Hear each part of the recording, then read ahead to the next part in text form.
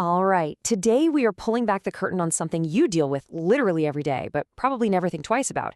It's the unseen blueprint that makes our tools and machines actually work for us. Let's get into it. You know what I mean, right? Think about that one kitchen knife that feels just perfect, or that power drill that fits your hand like it was made for you. And then there's that other gadget with buttons that make no sense and a grip that's just awkward. What's the deal? Well, it's not random chance. It is 100% by design. And believe it or not, the secret is hiding in plain sight, inside documents that look, well, kind of dry and technical, just like this one. This happens to be the Turkish version of a European standard for machinery safety. It might not look exciting, but trust me, what's inside is a powerhouse philosophy that shapes our entire world. So we're going to put a spotlight on this unsung hero, the standard known as EN 614-1. Its full name is Safety of Machinery, Ergonomic Design Principles. And as you're about to see, those last three words, ergonomic design principles, they are the key to everything. So what in the world is ergonomics? Well, at its core, it's this really simple but profound idea.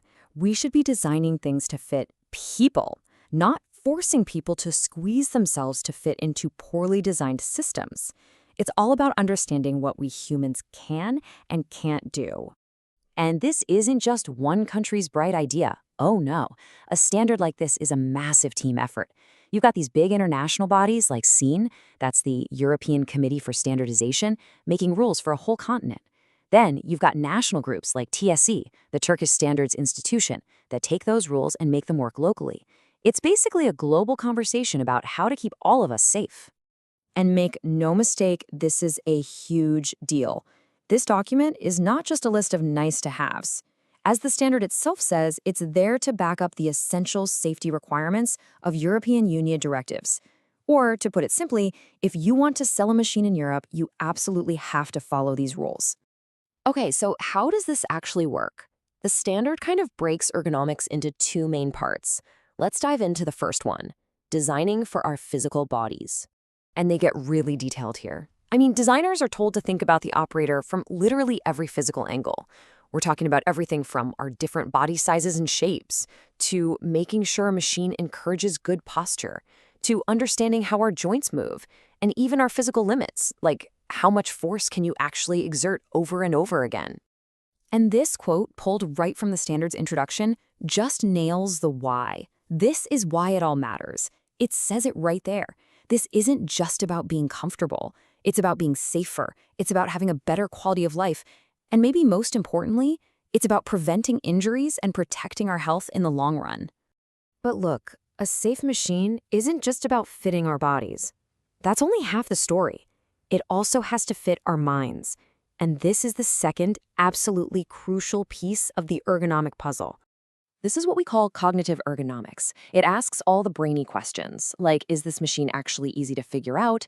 Can the person using it understand the information on the screen quickly? How does stuff like noise or bad lighting affect our focus?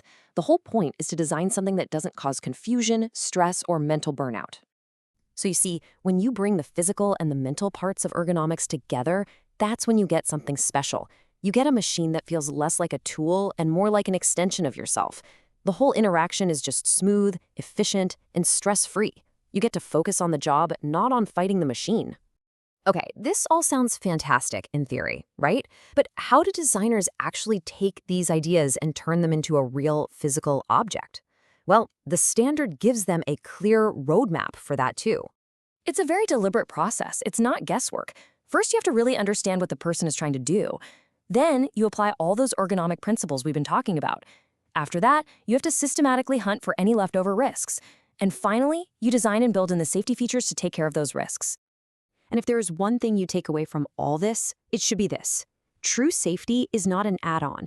Good design doesn't try to bolt on a safety feature at the very end. It weaves these principles into the DNA of the product right from the very first sketch. It's not being proactive, not reactive. So I'll leave you with this little challenge. The next time you pick up a tool, or even just sit in your car, take a second. Really pay attention to it. Notice the grip, the controls, the way it feels, and ask yourself, was this actually designed for a person? Was this designed for me? You might be really surprised by what you start to notice.